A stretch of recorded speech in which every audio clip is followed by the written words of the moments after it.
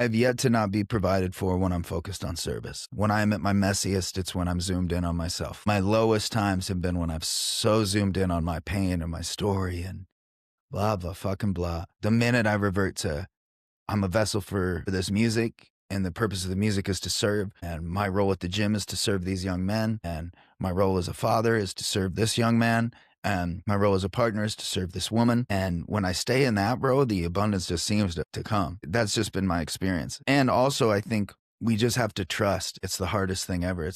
I struggle with it a lot. Welcome to the Well Worship Man podcast, where men come to build unshakable presence, become the rock in their relationships, and build a legacy that lasts beyond their years.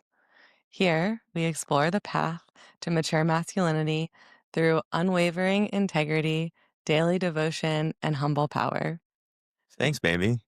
Before we get started today, make sure that you follow the show, like, and leave a review. It helps us out a ton. And today on the show, we have Satsang. Satsang is a father, a singer, songwriter, rapper, poet, and full-time Muay Thai boxing coach working with active, amateur, and pro fighters.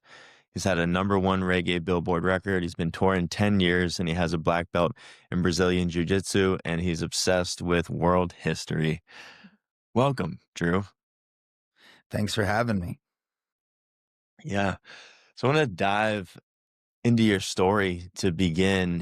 What's the earliest context that people need to understand your values and the work that you're doing today?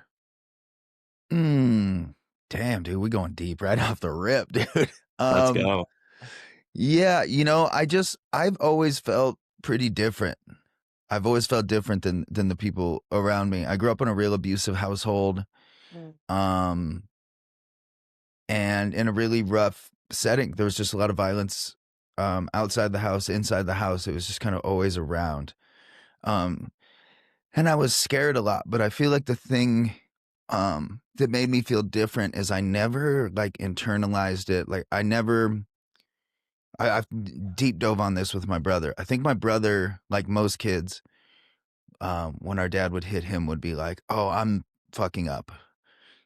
He's doing this because I'm doing something wrong." Where I remember being, 6, 7 years old and being like, "This guy's just nuts, dude." Like I never internalized a lot of the stuff that was happening around me. It was like that it was my fault. And then, just from like the earliest age, I knew I was going somewhere different than everyone around me was going. I just wasn't.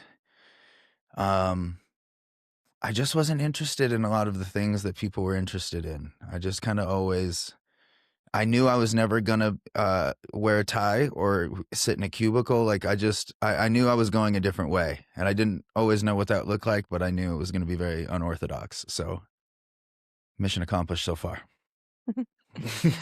It's quite amazing to hear that, it wasn't internalized because I work with a lot of people in trauma.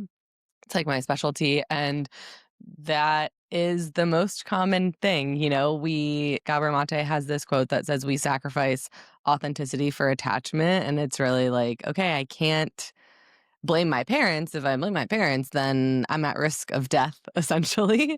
So I must blame myself. And it's really beautiful to hear that, in at least the bigger picture, that wasn't really something that was happening that you were doing in comparison to maybe the depth that other people really do internalize. I think that's a really unique part of your experience. Yeah, it's weird. I've done a lot of therapy, a lot of different things, and yeah, that's always kind of the thing that's echoed to me by by professionals. It's like, that's pretty weird, dude. Yeah, I knew I had a good heart. I was like, I don't deserve anything that's happening to me right now. I just got to survive it, and then I could kind of start to sculpt. Yeah, I just have memories from being really, really young. For some reason, the age 24, I was like, when I'm 24. Like I just had this vision of a future of like, as soon as I got the reins, I knew I could make something cool happen. Hmm.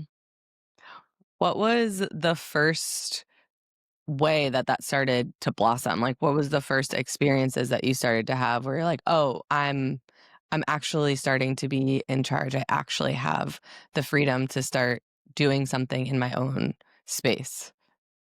it was music, you know, like I have this hilarious memory. I was like probably 9 years old, but we were in the cul-de-sac playing football, and I just heard this like super deep boom, boom, boom, boom, boom, boom, boom, boom. And it was my friend Aaron's house, and I walked in and went down to the basement, and his two older cousins were smoking a blunt and were listening to Nas's first record.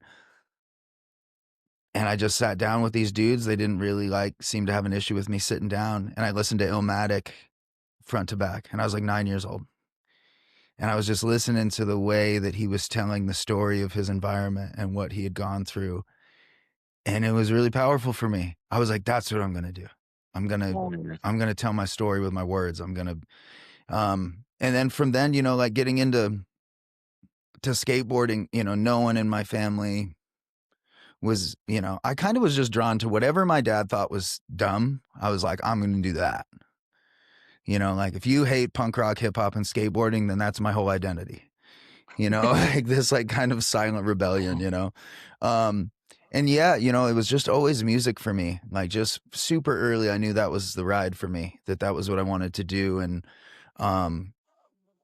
you know, and a huge part of it too was like when I started listening to artists like Common and The Roots and stuff, I don't know how else to say it, but I started thinking it was cool to be smart.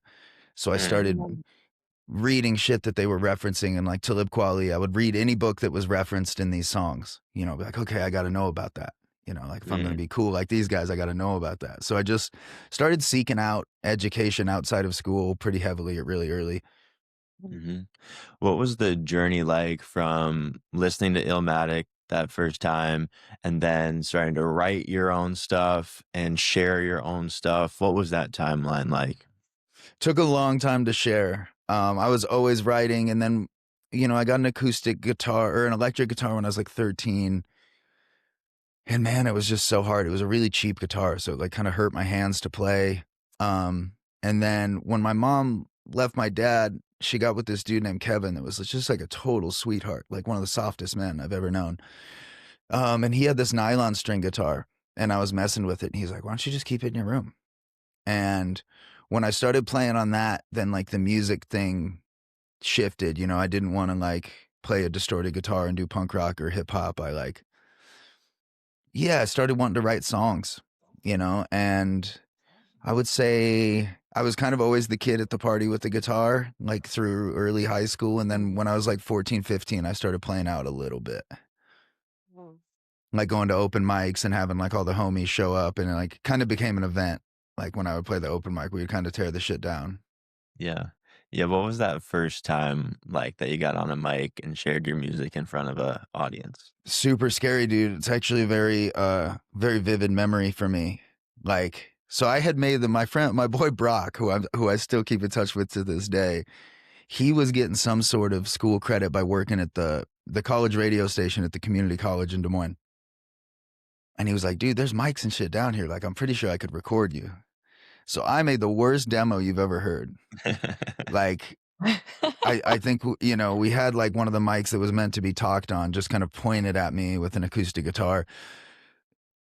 But we recorded like 3 or 4 songs, and then we burned them on a bunch of CDs. And so I was taking them to school. I sold drugs most of my adolescence. And so when I was going to school, I was selling these things for $5 a pop. And I was like, I've created an open air market here. Like the teachers I don't have to hide it. I can walk through the lunchroom and sell this shit, and I'm not going to get in trouble for it. So when I finally was like, okay, I'm going to do this open mic at Java Joe's, when I rolled down there to play, there was like 80 kids there, you know, and like half of them were girls. So I was tripping, you know.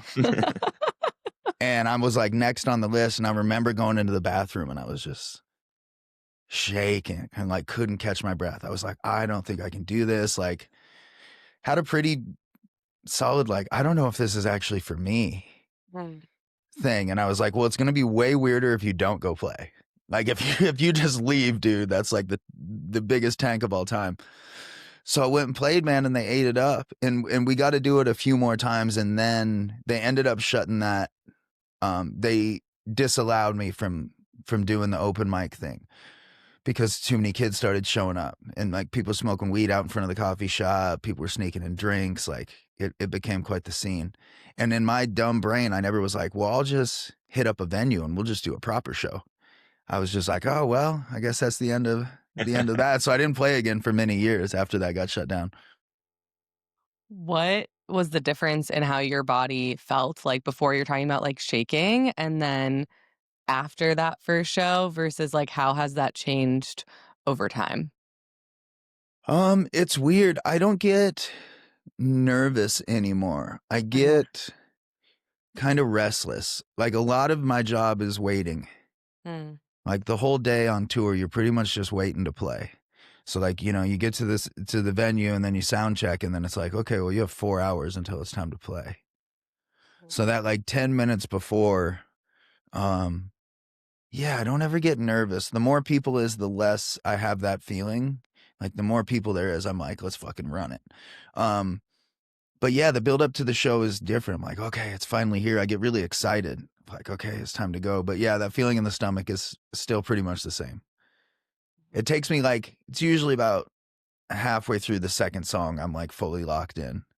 But yeah, the first song, if you watch me, especially solo, you watch me play, my eyes are always closed the entire first song. I'm like locking in with myself, and then I open, I'm like, oh yeah, we're doing this whole thing together. Do you have any rituals of like the way that you spend that waiting time? Like what does that look like to Yeah, I get do a vocal warm up. I'm big on smells. Mm. So I have this little kit that I always bring with me that has sweetgrass and cedar and Palo Santo. So I always burn something. When we're about 15 minutes out, I Mm. burn something, which always kind of sets a vibe for me. And then I have a prayer that I say every time that I go out. And after I say that prayer, I usually like get a smile on my face. I'm like, oh yeah, this is big shit. This isn't about performing, dude. This is a bigger thing. Mm. Tell us what the bigger thing is. Yeah, for me, I always, the prayer is, for God to use me as a vessel and to, yeah, to just be a lighthouse and to be a good example of his work in me, for other people, and that the work is spiritual. It's not superficial, that it has nothing to do with me, that I shouldn't be the center of the attention, but the work that's been done in me through my relationship with God, that's what should be center stage. Yeah. Yeah, you mentioned the prayer for God to use you as a vessel. So how does your connection with God influence your creative process? Man, right now it's everything. I think it used to be really subconscious. I've just always been a curious little shit my whole life. I've just always wanted to know what the hell we're all doing here. So there's always been some sort of spiritual studying going on for me since I was pretty young. But right now it's everything to me. This new record that I'm working on is for him. I had this pretty powerful experience where I realized I've kind of skirted around. I've made a lot of songs about what I've been through as a person, and I feel really called right now to make something that's not for the listener and that's not for me, that's for him. So I'm like really deep in that right now, like super, super deep. And I'm like halfway done with this new record. And then me and my girl were listening to it this morning in bed. It's the coolest shit I've ever made. Mm. You mentioned that, exploring spirituality or exploring, with curiosity is always been a part of you. And I'd love to hear more of what that journey has been like because it seems that there's a lot of I don't know, there's some blocks that people have to spirituality before they don't, Yeah. you know? And so yeah, I'd love to hear some of your story. Yeah. So my biological, so I grew up in an Irish Catholic home, which, the breakdown of Irish Catholicism is you can kind of do whatever you want as long as you make it in on Sunday. Um, you know, that's kind of how confession is set up. That's why criminals really like Catholicism. Yeah. Is that you do whatever you do during the week, just make sure you hit confession and get to service. And I got hip to that pretty quick. I was like, it didn't vibe with me. And then my biological father, who I would spend at least a month with every summer, super evangelical and was a pastor. And I'm talking like speaking in tongues, like very intense first wave evangelical Christian in the 90s. I was turned off by both of them.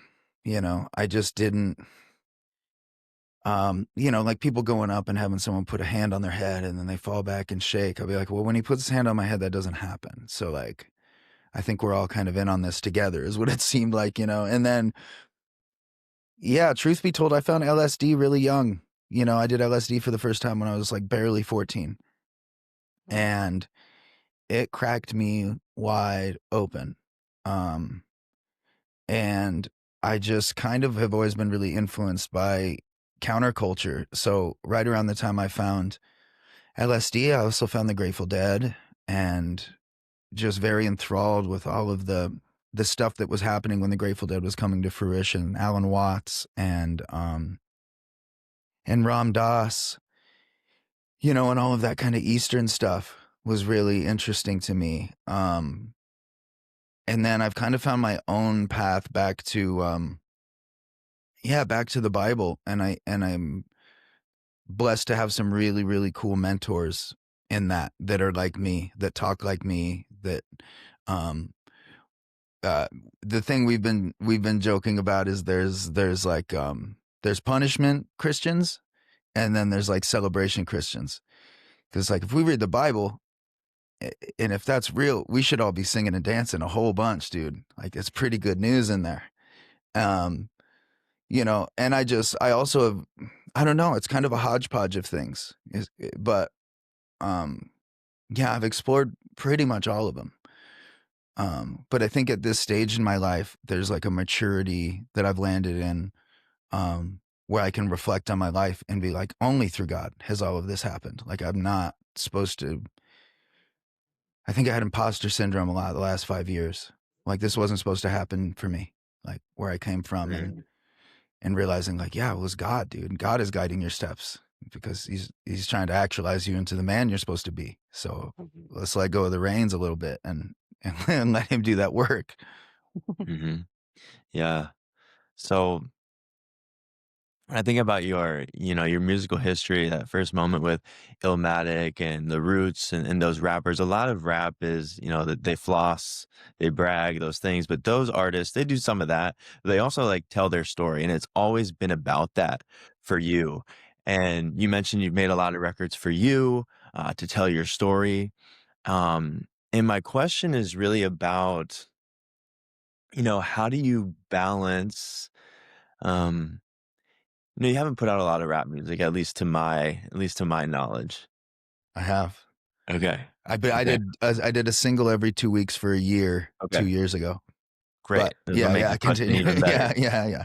Is a lot of rap music is talking your shit, you know, and then a lot of your other music is really humbly talking about your story and the things where you haven't hit home runs and things like that. So how do you balance that authority or that talking your shit with the humility and the honesty? That's a great question, bro. It's a tightrope. Yeah, it's a tightrope to walk. I think for me,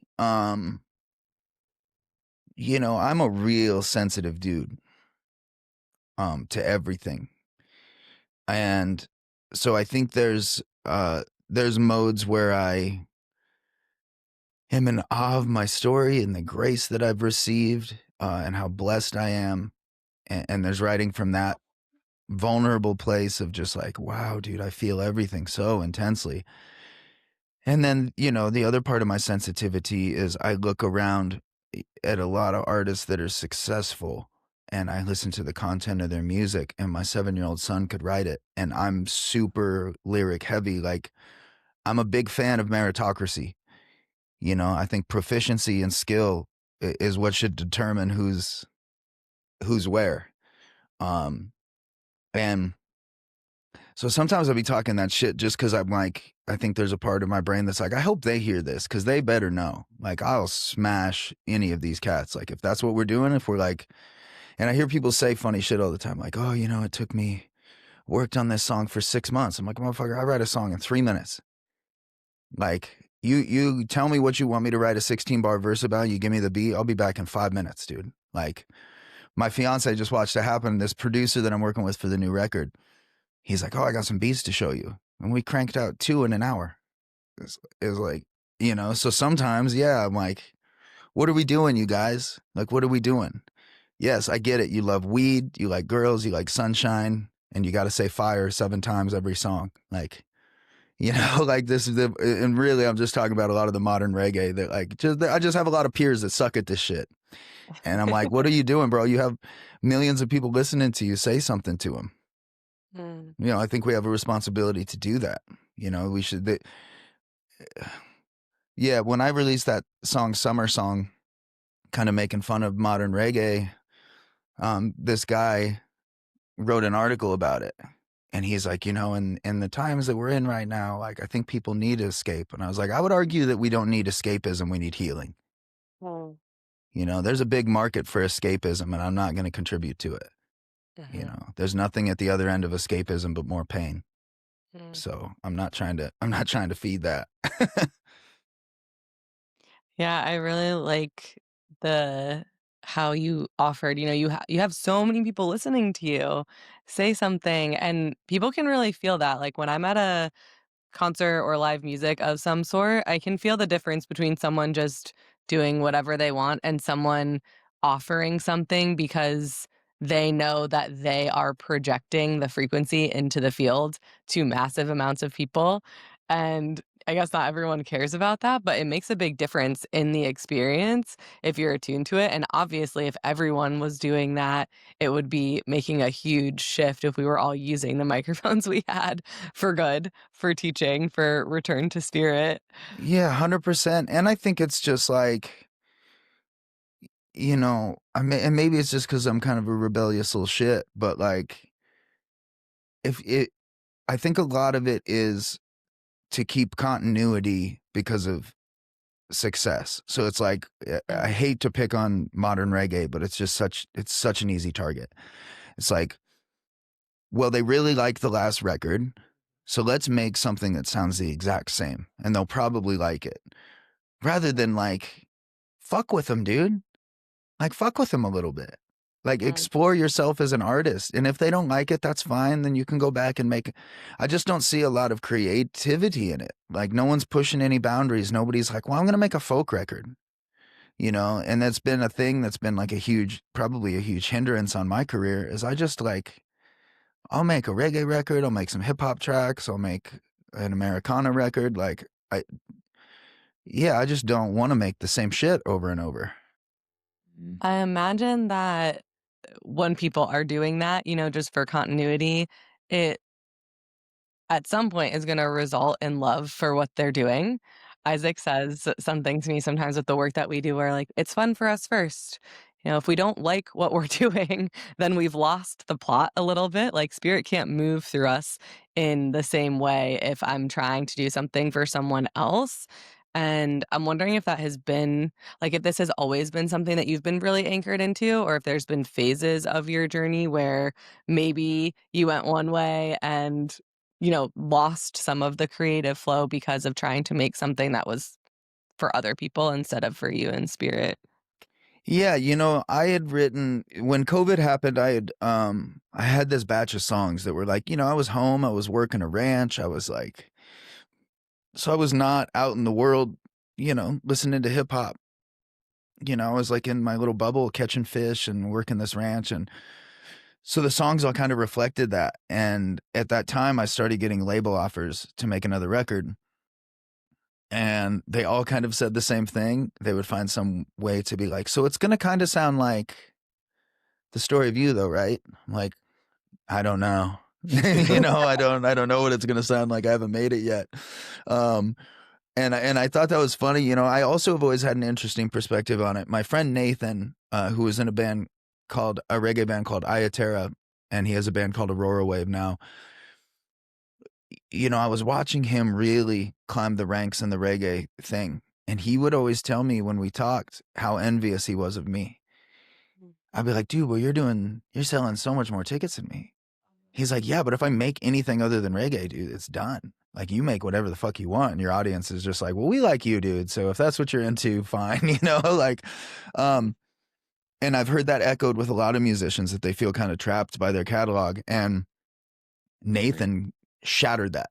He dismembered that band. He's always been really into metal and pop punk and like super guitar heavy riffs. And so he made this band called Aurora Wave that's literally reggae with metal breakdowns. It's the most creative, dopest shit ever, and it's his, and he loves it. And he had the courage to dismantle this thing and start a new thing, and now it's crushing for him. So it's like, I just have always had this thing that, like, I'm patient. As I get older, I'm getting more and more patient. So it's like, I just have to trust what God's calling me to create is going to give me exactly what I'm supposed to have. And maybe that's not huge, maybe it just is something else. Yeah. The courage to allow ourselves to change is so huge. And most people don't have an audience that is counting on them not to change. They have a few people in their life. That's really common. But you or your friend, you've got thousands of people that are counting on you to make, or labels that are going to pay you if you make an album that was like Story of You, if you stay that version of yourself. And so, it sounds like you've kind of had this baked in from the start, but what would you share with somebody who is afraid to step into their next evolution, artist or not? Yeah, if you're an artist, it's just a war of attrition, man. Like, people don't quit this industry because usually it's not creative things. It's because their spirit can't handle that pressure. We're not made for it. You got to be pretty weird. You got to be a different individual to ride this thing out. And as a person, it's just like, it's so simple. I say this all of the time. You're going to die. What till then? What till then? You want to spend another year faking it to make these motherfuckers happy? Like, I'm just so in touch with my mortality, and I know that, as I'm wearing this meat suit, I'm the one that's designing this experience. And I would implore everyone to get real close with that mortality piece, because this shit could end tomorrow. It could end next year. So it's like, I don't feel like I have time to be anything but authentic and allow myself to change and be open to new perspectives. Like, we have to do that, because I can think of nothing scarier than, like, finding out you're terminally ill and you got 3 months and be like, dude, I could have been living the last 10 years and kept it so real, and it would have looked so different if I had just been who I was. Yeah, so that's my advice. Get real tight with your mortality, because, you're designing this experience, and the more authentic you are, the more beautiful it will be for you. I was doing some reflecting this week, just going through my own things, and I was thinking that if you're doing humanity well, like if you're being a human well, it's gonna look pretty messy. Like, if you are worried about things looking clean or being proud of every single moment of your life, it's like, well, if I've grown at all, probably most things that I've done in my life, I wish I would have done a little different. Or, like, if I was presented with the same thing now, I would do them differently. And I was listening to some other content from you, and you mentioned, I just kind of like to learn things the hard way. Like, I could learn things the easy way, which is really not learning things well, because if I'm learning something, it's usually a stretch for me. And that is such an important teaching, like letting life be messy because it might end, or like letting yourself learn some things that, I mean, if you're good at it, you're not learning anything. So it's going to look kind of like a mess. And yeah, has that always been part of you as well? Or how did Yeah. we learn that? How do we grow the strength to just let it be messy? Well, I think as I've gotten older, I've made myself more open to the idea of having mentors and guidance. I never had that, I never had nobody to I never really had a dad. You know, I've never had anyone teach me nothing or show me anything. So uh, for me, it's just been by proxy because of circumstances. I've had to, you know, smash my face up against the wall to know it's hard. That's just how it's always been for me because no one's been like, hey, dude, here's the thing about walls. You know, no one's ever been there to tell me that shit. And now as I've gotten older, you know, I have a couple people that are absolutely mentors to me. You know, one on kind of a more life business related thing, and then I have two people that I could consider my spiritual advisors. Um, you know, that's one thing that I really love about fighting. It's like if I tell you to keep your right hand up every time you throw your left, you could listen to me, or you could eat a hook and get knocked out, and maybe that's how you'll learn. You know, like so fighting is really beautiful in that way too. That it's like I tell my guys that all the time. I'm not telling you this because I feel like talking. It's like my goal is for you to win fights and to preserve your body. But if how you have to learn how to keep that right hand up is to eat a kick and go to sleep in front of 1,000 people, I'm here for that too, bro. And I'm your brother. And we'll talk about it after. And I'll hit you with a real sweet, I told you. You know, like so it's like yeah yeah, we either take advice or we don't, and yeah, some people got to get kicked in the face. Like that's just how it is, and I've kind of always been that guy. Mhm. Yeah, that's a sign of a true mentor is if you don't do this thing that I said is good for you, you're gonna get kicked in the head or some other unpleasant consequence. Um, so in your journey of meeting these mentors, how did you know that these were the people that you could trust and listen to be guided by them in that way? Well, I have people that are like my best friend Brady. You know, I always will go to the deep end with him. Like he's seen me at my worst, he's seen me at the bottom, he's seen me at my most celebratory wins. um you know, my brother Mo, you know, he's like 15 years older than me. I just have been real careful about, I just don't trust easily, you know, so I've been real careful about who I'm vulnerable with.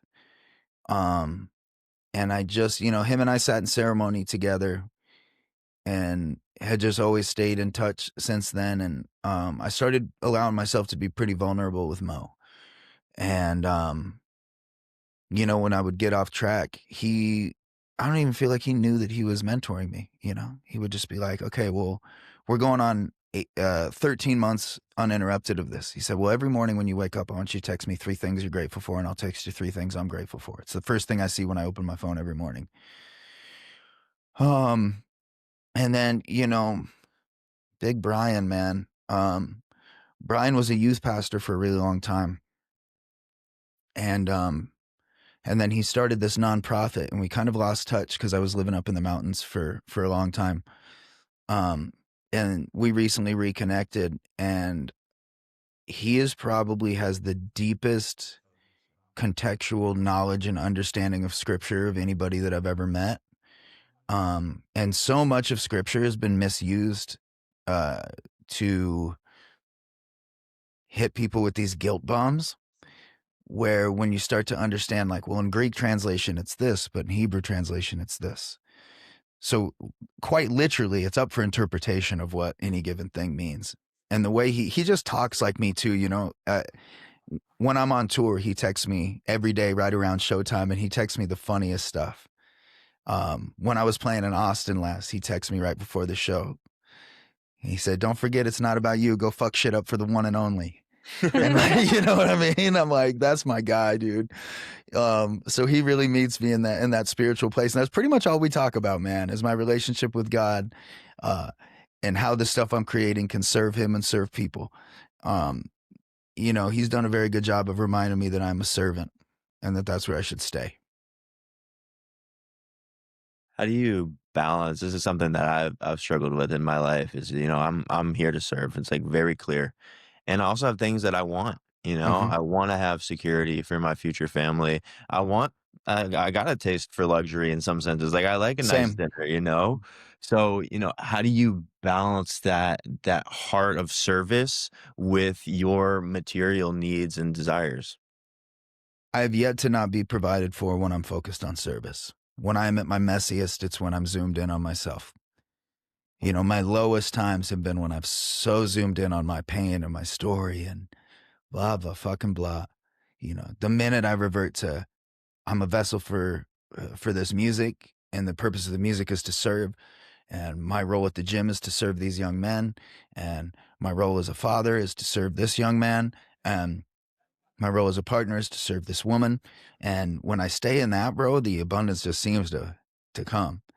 Uh, that's just been my experience. And also, I think we just have to trust. And it's it's the hardest thing ever.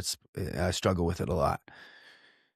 My friend Brady said to me, I had a real bad spiritual, mental collapse on tour at the end of a tour in Australia last year. Hit the lowest place I've been in a long time. And it was coming from this comparison thing, like we were talking about. How come these artists do good and I don't? And my boy Brady said something to me that changed my life. He said, well, maybe God hasn't allowed your thing to be that big because he's protecting you from something. And he's just like, bro, the thing I've seen you struggle with more than anything is attention. I don't do well with it. Like someone coming up to me and being like shook up for the fact that they're standing in my presence is very weird for me.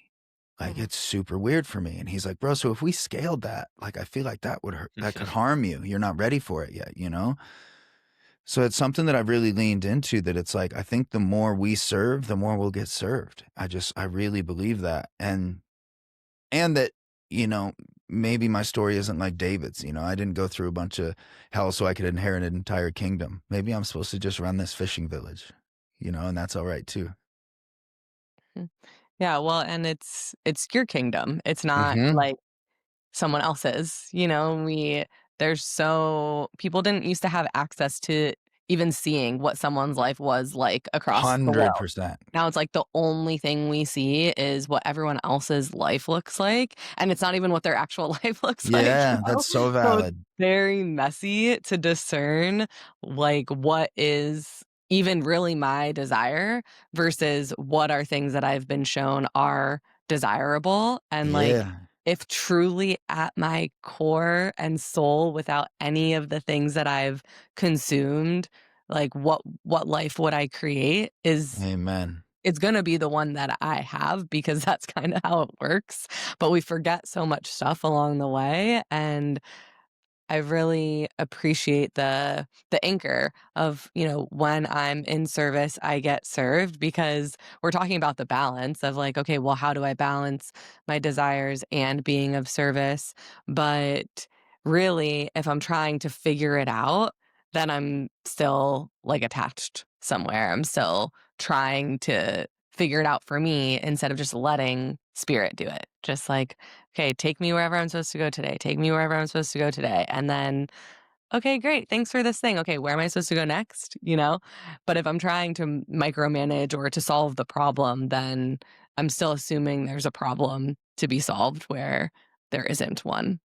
Yeah, so much of that, everything you just said is super valid. I think that's just it, right? Is like, you know, yeah, everything is fugazi. It's like everyone wants to portray their thing, their little world on social media, like they're killing it, killing it. We were just talking about this. Bands are finally starting to get honest. Like ticket sales are down across the board, like 23% since Mm, last year. mm. And me and this jam band called Spafford, who I've never listened to, but they're the only other band I've seen posts about it. It's just like, yo, ticket sales are not great right now. I'll stay my ass at home. I don't need to go to Texas. I'm cool here. So if you guys want me to come to Texas, you better buy some fucking tickets. And Spafford did the same thing. Like, we might just cancel the second leg of our tour. Like, if you guys, if it's not in the budget, that's fine. Like, we'll just all go home to our families. And as far as the materialism thing, bro, I struggled with that. I grew up so poor. I would like, again, and there's this imposter thing in me that always just felt like I wasn't supposed to have shit anyway. So when I started making real money, bro, I fucked off. You know, I got $30,000 worth of shoes that I don't wear, you know, that are just sitting in these little clear boxes in my room, dude. I'm always in and out of the gym. I have so many nice clothes and like super dope shit that I don't really wear. And that's been a big thing for me this year, is like, I need to start getting rid of shit, you know, because a lot of it was bought. I'm sad. Let me buy this ring, you know. And then also, I hired a business manager a couple years ago, and she hit me up a couple Novembers ago, and was like, "Hey, you need to spend like $15,000 um to to offset these taxes." I'm like, "Well, what should I get?" She's like, "You should buy gold." What she meant was you should buy gold bonds. I didn't know what she meant, so I bought 2 gold chains and a custom pinky ring. And she's like, why did you just spend $13,000 at Riddle's jewelry? I was like, well, you told me to buy gold, so I bought some gold. Got a lot of gold. Yeah. So I've struggled with it too, man. Nice shit's nice. You know, the thing is it's like, you know, for what? For what? Is it something that makes me feel good? Because that's one thing, right? Like, I feel good when I wear this shit.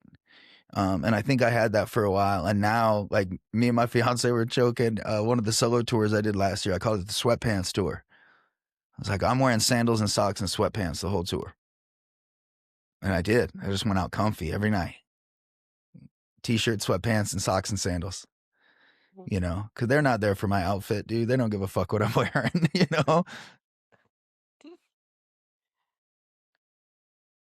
Something.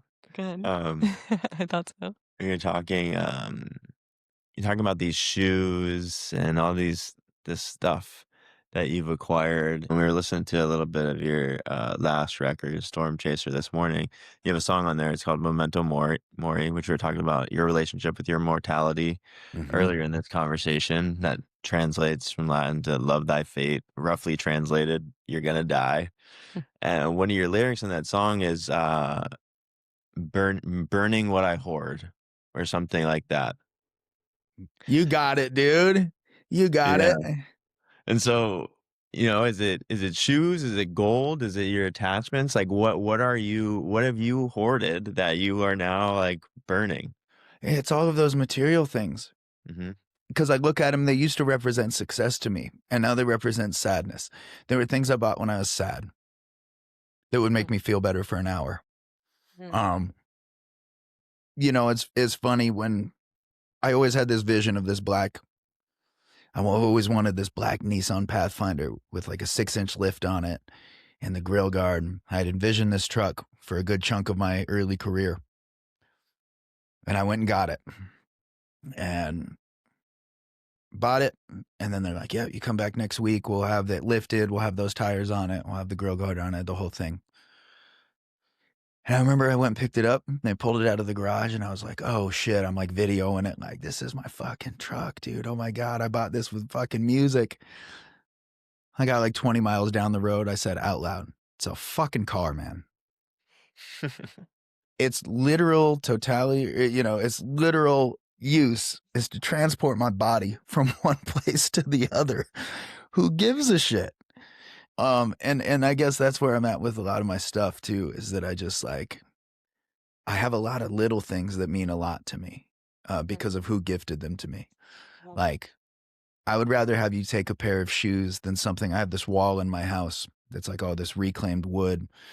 And I have a bunch of little artifacts up there that mean something to me. Like, it might be a bloody towel from a fight that's folded up and up there, but there's like these little cool little artifacts up there. I'd rather have you take, you know, an $800 pair of shoes that there's only 200 pairs of existence than take something off that wall.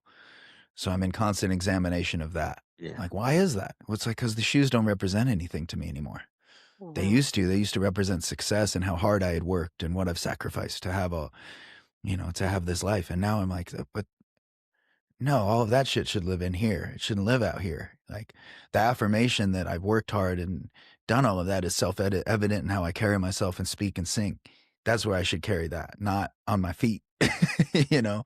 And there's nothing wrong with having dope shoes. Like I said, I like to throw an outfit together, but it's like, you know, I come back to this thing Prince said at the Video Music Awards in 1999. He said, you know, the technology's getting crazy out there. He said, make sure you use your computer, but don't let the computer use you. Hmm. And that hits me because we could apply that to everything. Make sure you buy the shoes, dude. Don't let them shoes buy you. Hmm. And I've been examining that a lot. Like, what's my relationship with things that I acquire? Are they acquiring me or am I acquiring them? You know, because I put myself in some pretty sketchy financial situations to buy dumb shit. Hmm. You know? So, yeah, it's a work in progress. Yeah. There is a lot of work that we do around like energetic and emotional hygiene is one of the things that we teach people and that I really teach people. It's like people know you have to clean your house, but they don't really understand how to clean the other essences of themselves. And one of the parts of this practice is like purging physical space things.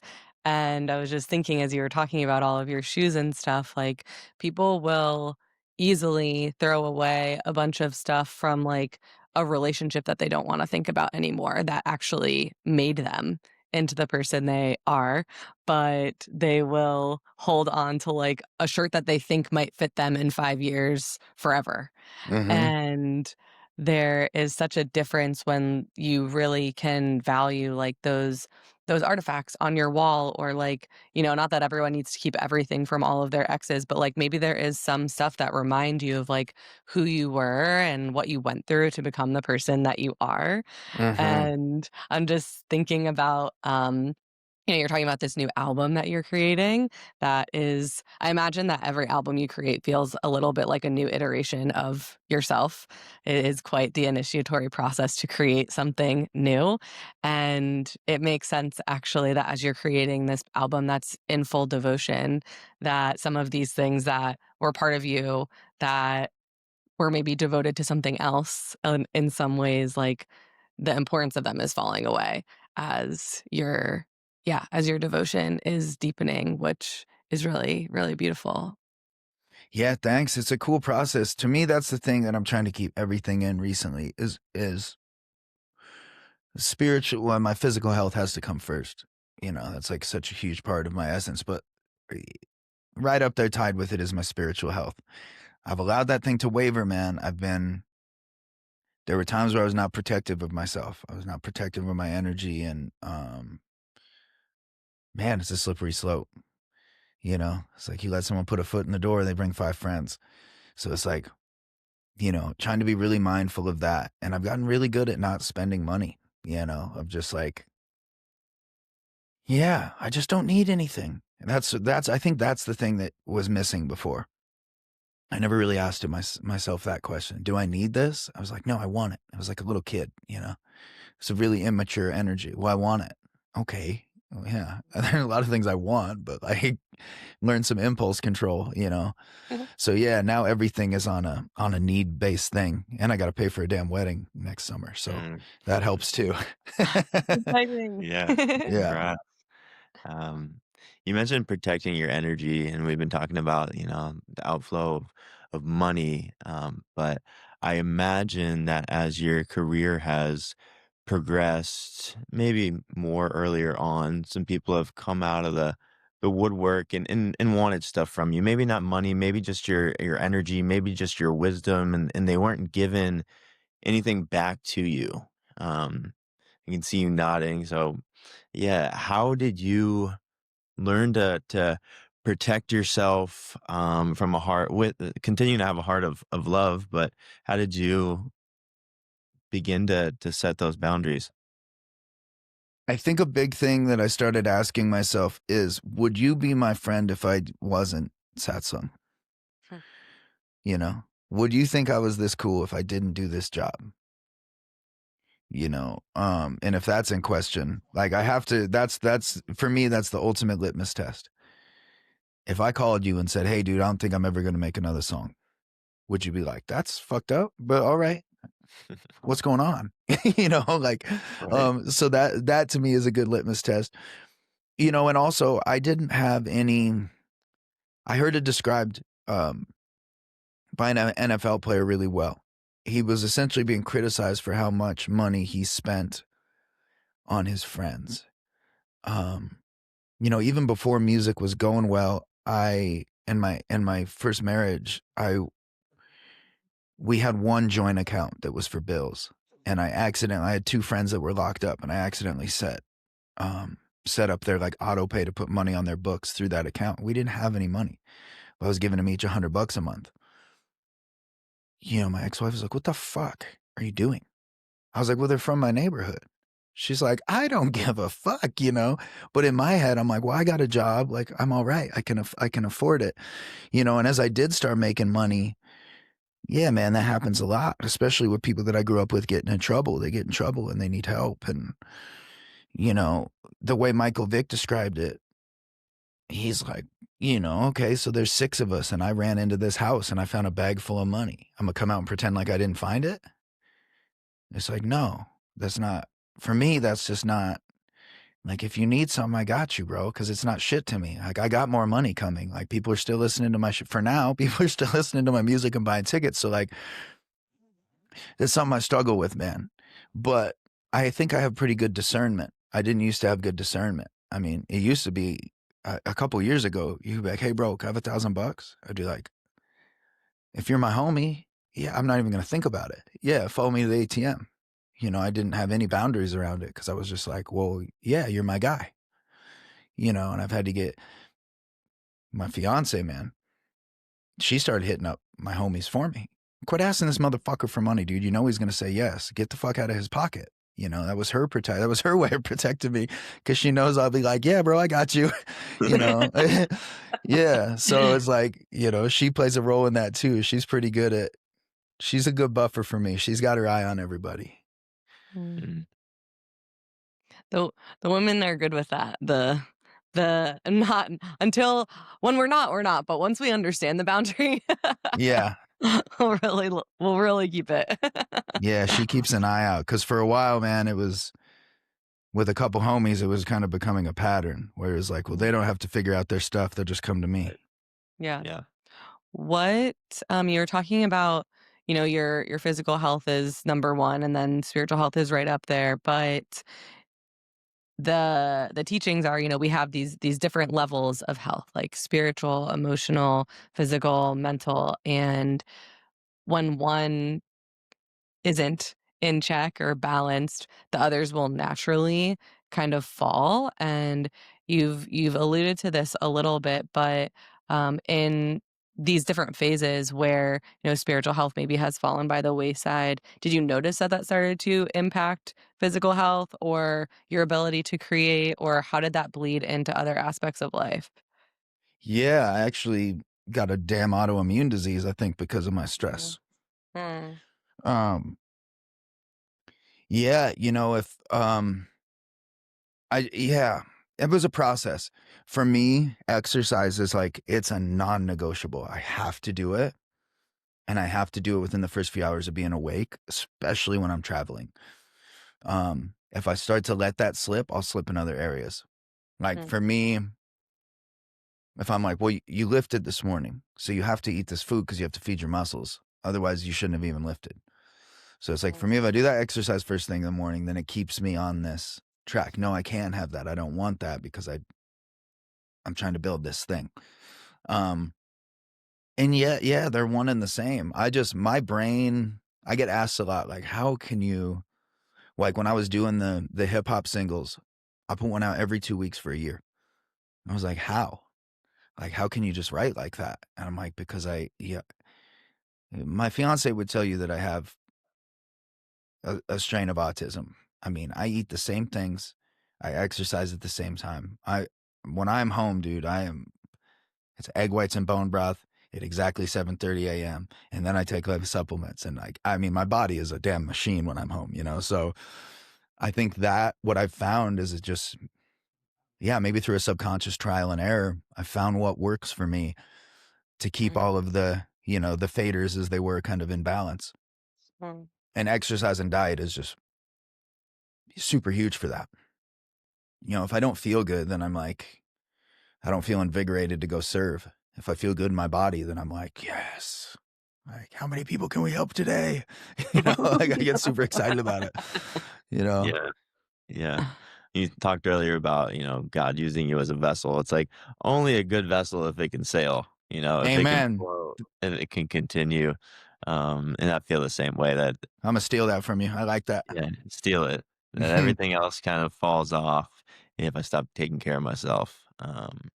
Yeah. What does that look like for you when you're traveling? Because it's like we travel and everybody travels, and it's harder to like stay on the wagon when you're traveling. Do you find gyms to go to? I'm just personally curious.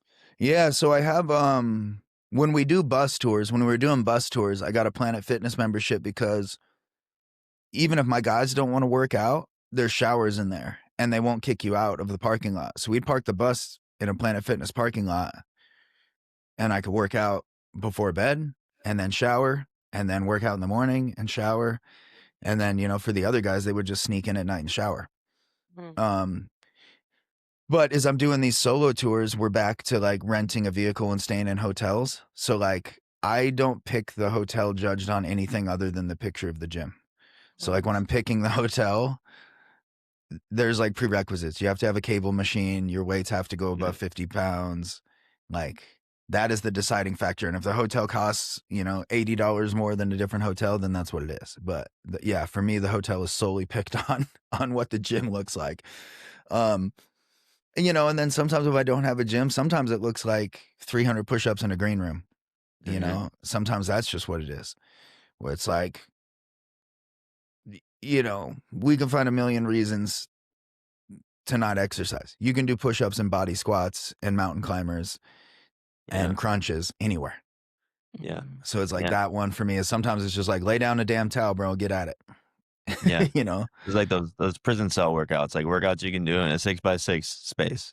bro, I've had some homies that were like not in good shape and went to prisons that did not have gyms and came out of prison yoked.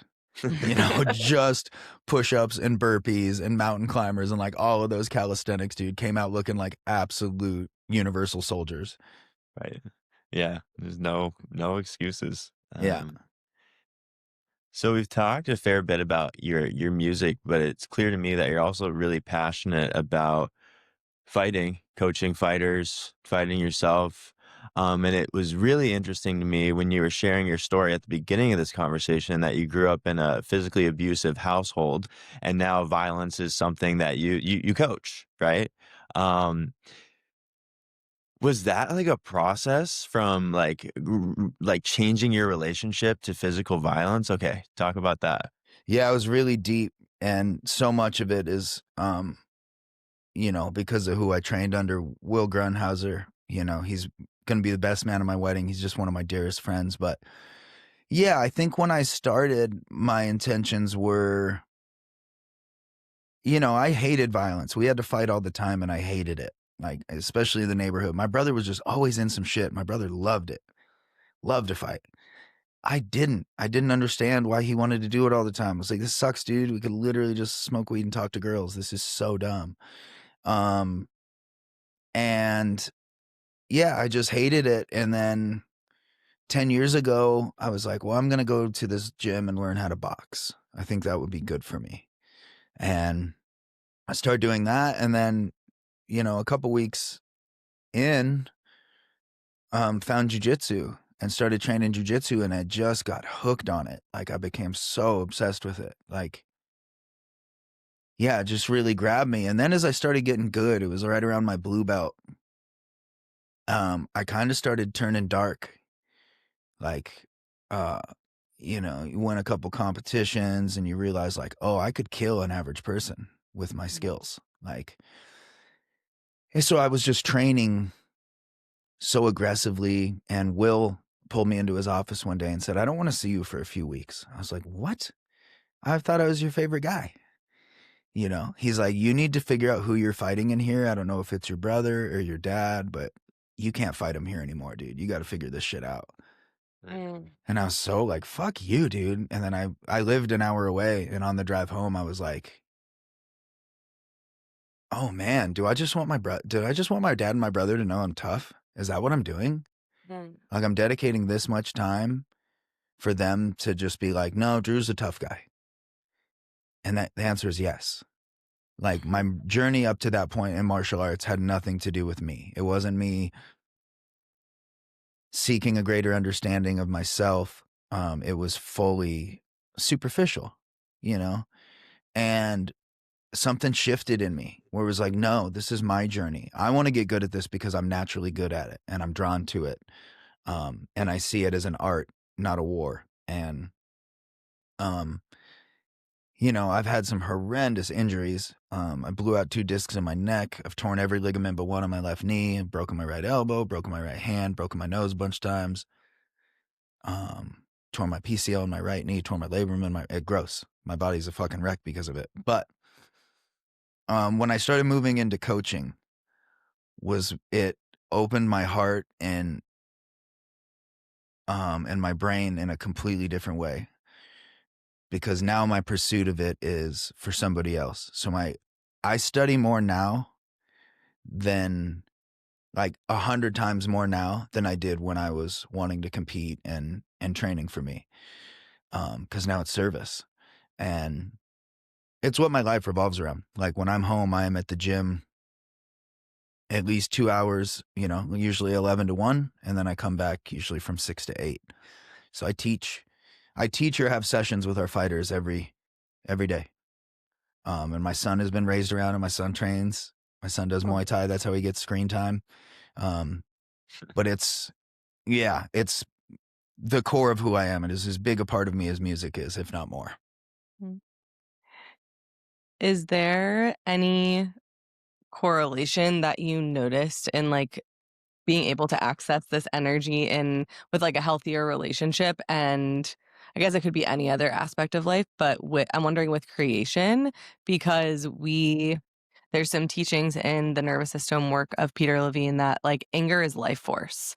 Like if your anger is suppressed or your ability to fight or protect is suppressed, then you can't really thrive in other aspects. And I know you mentioned that, you know, working out in general is like definitely a part of your day all of the time.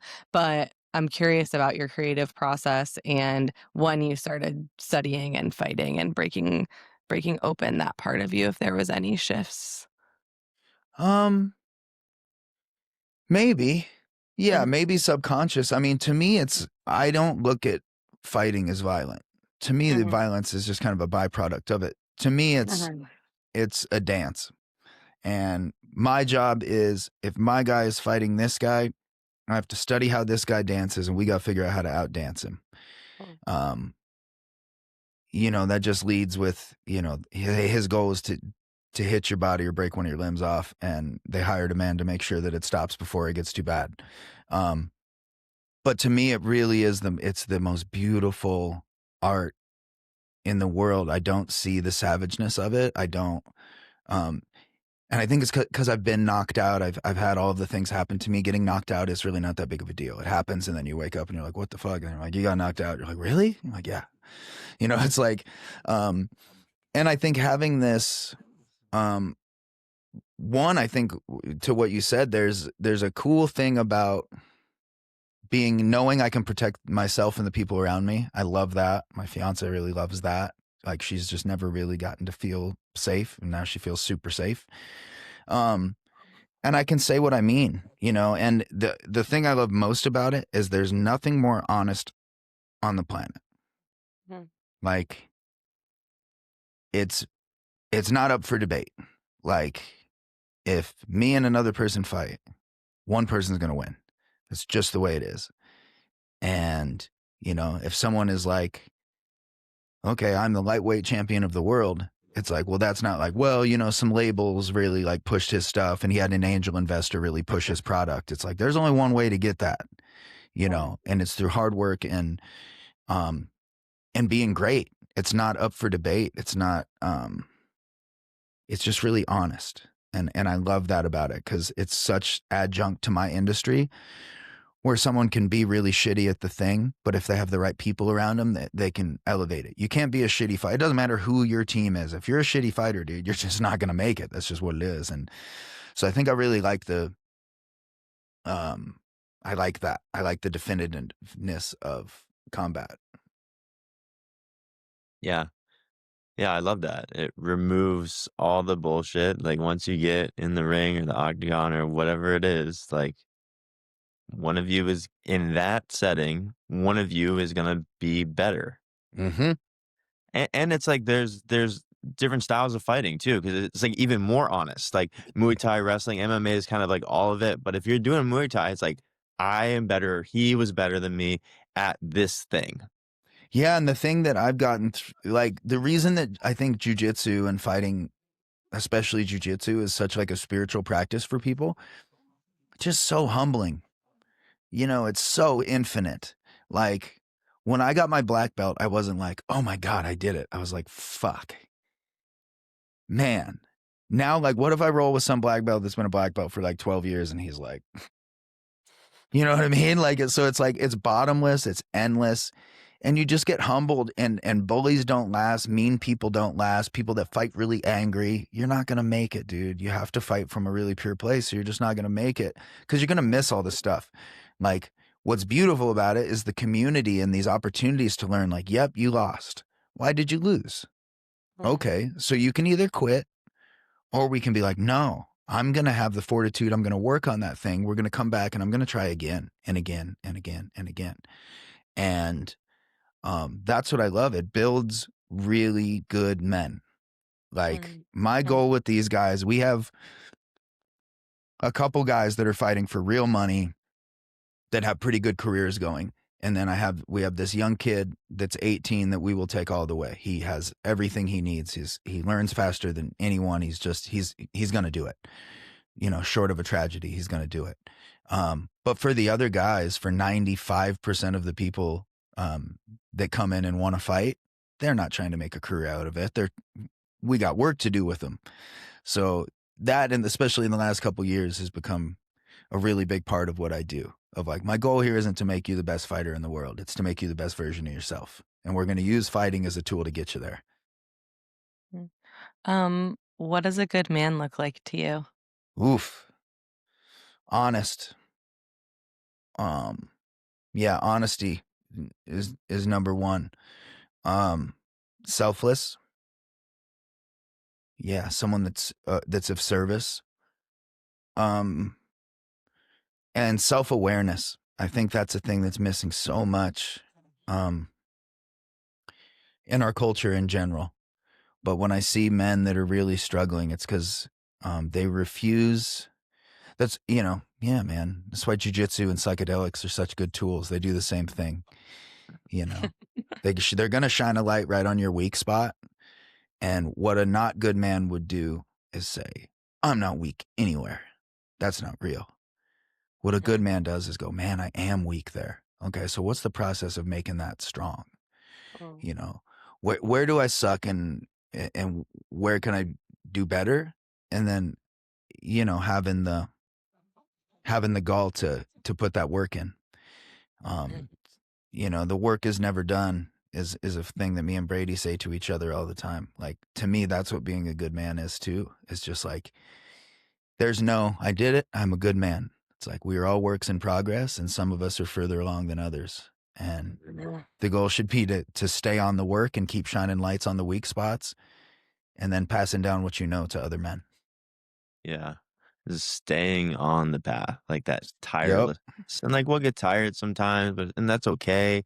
But like at some point you gotta dust yourself off and like get back in the game. Keep it moving. Keep moving. Yeah, 100%. It's one thing. There's I don't want to talk shit on AA or NA because they're by and large the most successful means of getting people sober and keeping them sober. But a thing that I really disagree with in their system is they put a lot of emphasis on this sobriety date. And I've seen people get 7 years and relapse. And then the weight of, well, I just fucked all of that up. It's like, no, you didn't, dude. You've used once in the last 7 years. That's killer. You used to use every day. You drank once in the last 10 years. You fucking killed it. That doesn't undo all of the work you just did. Like you just said, no, dude, you fell down and you fell in the mud. Get your ass up. Let's do the laundry and let's keep it fucking moving. And I think that's a big thing that men carry. We're so scared of failure, and man will let a failure define us. God will let a failure define us. It's another thing I see with fighters, bro. They'll lose and they're so shattered. I'm like, dude, who gives a fuck? In the grand story of your life, when you're 85 years old and sitting in a rocking chair, I promise you're not going to be like, man, that fella, that one January, he got me.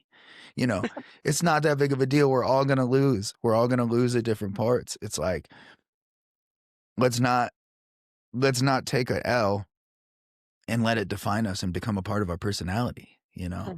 Yeah. Yeah. The black and white thinking of men coupled with the negativity bias is really harmful, right? We will, like you said, define ourselves by a failure. Oh, this thing went wrong. I'm wrong. It doesn't happen as much on the flip side of like, oh, I won, like, and I'm a winner for life. You know, it's like, no, the next guy is gonna fight harder and be better, and I don't know if I'm gonna have it. And I've struggled with that too. I've struggled with being like so focused on where I want my career to be, which is just an easy example, where I want my career to be, that I have refused to celebrate and sit in the fact that I own a home and a vehicle. I provide for my son. I have a ridiculous guitar collection. You know, like all of these things have been given to me through this music. Like I'm so focused on, well, I want it to be bigger. I want to sell more tickets. I want more streams. You want more and more and more, rather than, I feel like this season of my life, I've kind of been like, you know, my tour manager said to me recently, he goes, bro, even if this is as good as it gets, pretty fucking good, you know, pretty good, you know?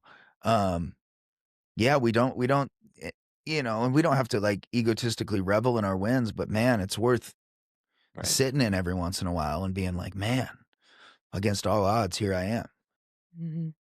Yeah, and the perspective of art also really is supportive, you know, and that sense of creation, and also the feminine and the rhythms of like Mother Earth shifts us out of that a little bit. It's like it's not broken to be fixed. It's like, how's the flower going to bloom next kind of thing? Or, you know, yeah, I lost this fight, but exactly what you're saying, in the grand scheme of my life, like it's not, my life isn't about this fight. My life is about the unfolding of my life.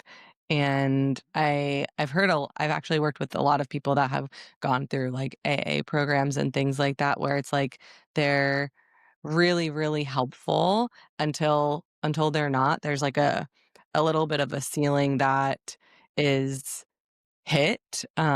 We're actually in process of creating like an alternative to it that's more about like harnessing your life force instead of quitting the thing. Because if the whole thing is about quitting the thing, then when there is a moment of referral back to this old part of you that maybe just needs some extra support, it's like all is lost. But when the focus is on strengthening your like skills in Muay Thai, or strengthening your creative offerings to spirit, or strengthening the life force that's running through you, it's a whole different unfolding or game that you're playing than just like not doing the thing. Yeah, I think that in and of itself is what I really struggled with in those programs. Is I'll never forget, dude, I was at a meeting and this guy, Don, he said, my name's Don, I'm an alcoholic. The most important thing I'll do today is not take a drink. And I went and talked to him, and he had been sober 35 years. I said, 35 years since you had a drink, that's the most important thing you're going to do today is not do something? The most important thing I'm going to do today is make sure my son feels loved. The most important thing I'm going to do today is not fire a weapon at somebody. You know what I mean? Like, there's a lot of things on that list, you know, like there's so many more important things on that list. Like, yeah. So yeah, it's a huge emphasis on not doing something rather than like, what does your highest self look like? And really, if you look at the 12 steps, like the 12th step, okay, you've gone through all your shit. You've made your amends. You've accepted the fact that you do indeed have a substance abuse problem. the last step is like, okay, well, now you're required to help other people. So how about the most important thing I'll do today is be of service to other addicts? Mm-hmm. That's a good one. You know, so yeah, I agree with you. I think there's so much. And for me and every other addict on the planet, it's like, you know, there's a thing behind that thing. There's a reason why you feel compelled, above all else, you feel compelled to medicate. Mm-hmm. It's because you're hurting. Mm-hmm. So it would serve you a lot better instead of white knuckling this thing and like, well, I'm not going to heal the thing that makes me want to compulsively use drugs and alcohol. I'm just going to not do them. It's like, well, no, let's fucking get in there and fix the scared little kid in there that has a chip on his shoulder that, you know, feels like being drunk makes it way easier to handle this experience. Yeah. Yeah. So we always close the podcast with 2 questions. And the first question we ask, because part of our mission with this podcast is to make it abundantly clear to everyone where the good men are at. We think that it is important that every man, young or old, has some blueprints of mature masculinity to look to. And so, who are some other men that you've learned from? They could be authors. They could be men in your life that the audience probably won't know. They could be well-known guys that are great examples of good men. Ooh, first one that pops into my head, Jordan Peterson. I think he's just made such a, yeah, there's been a lot of heat around him because of things being taken out of context. But 12 Rules for Living, when I read that book, I was like, how is this not like, congratulations, you're 18 years old, but before you do anything, you have to read this book. Yeah, he talks a lot about just being useful. I think 12 Rules for Living by Jordan Peterson. I think Jordan is a huge source of, he's a good model. Not always, but man, and my boy Felipe Fogelin, he is a super high level jujitsu practitioner. We're an affiliate of his gym. He is the most joyous human being I've ever seen. He is a Neem Curly Baba devotee and like a multi-time world champion grappler. And he's the guy that, I mean, he has like a 90-some% sub rate, but he'll submit someone in a match and then he immediately like hugs them like, I'm so sorry. I'm so sorry I had to do that to you. You understand though, right? It's just the game, right? You know, I've never seen Felipe visibly frustrated or short. He just, whenever I'm around him, I'm reminded that I can be soft. He just has the sweetest energy of any human being I've ever been around. I think those are the first two that come to mind. Gabber's a good one too. Everyone should be reading him. Yeah, I think a good thing to do is, you know, I've always kind of liked the Joseph Campbell approach of like, well, what does a good man look like to you? Like, I like that you asked me that question, right? Ask yourself that. What does a good man look like? Write that down. And then every day, like, okay, well, what are the steps I could take to be a little more honest? You know, where am I weak and where could I be working? Just take that inventory. And you don't have to share it with anyone. It's not like you have to like announce on Facebook, which man, a lot of middle-aged dudes like to do. You know, like, God, dude, it's such a funny thing. Yeah, do that work like within yourself, you know, of just like, I really struggle with this. So today I'm going to try to struggle a little less with that by doing this, you know? Yeah. So the other question that we always ask is, what's a homework assignment that if our listeners started doing it, they would see progress? We really want to make this podcast something that people can go to for free and see change. So that's a great one. Taking stock, writing down what a good man looks like to you, and then making it part of your day to like show up as that man. Is there anything else that you would add to that? Yeah, the texting thing with my brother Mo has completely rewired my brain. To start every day and write down 3 things that you're grateful for. It literally, and there's studies backing my claim of that it literally rewires your brain.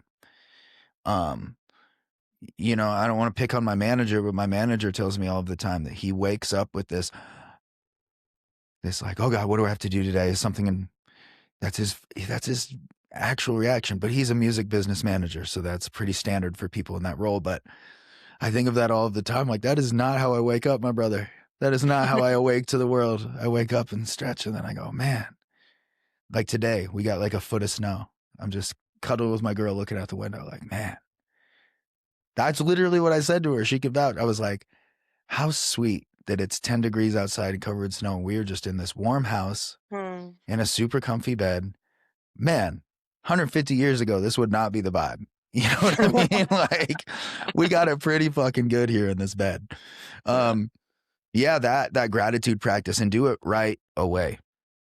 Right away, right when your eyes open. If it's an iPhone note, if you want to physically write it, if you want to have a buddy, I think having a friend to do it with is cool, because then it feels like you're in it together, you know. And it keeps updated. Like, you know, me and Mo don't have to talk all the time because I know what he's up for. He told me what he was grateful this morning. He had a really awesome men's group last night, and there's one dude that wants to start doing coaching with him one-on-one. I'm like, yes, fuck yeah, dude. I know what's going on in Mo's life. He just got 3 new clients. You know? Yeah, gratitude, man. Yeah, that's a wonderful way to connect. You know, it's not like, hey, dude, what's up? It's like, if you know 3 things your homie's grateful for, you know it's going good. For sure. Life. And when you see him, you can dive deeper into that. 100%.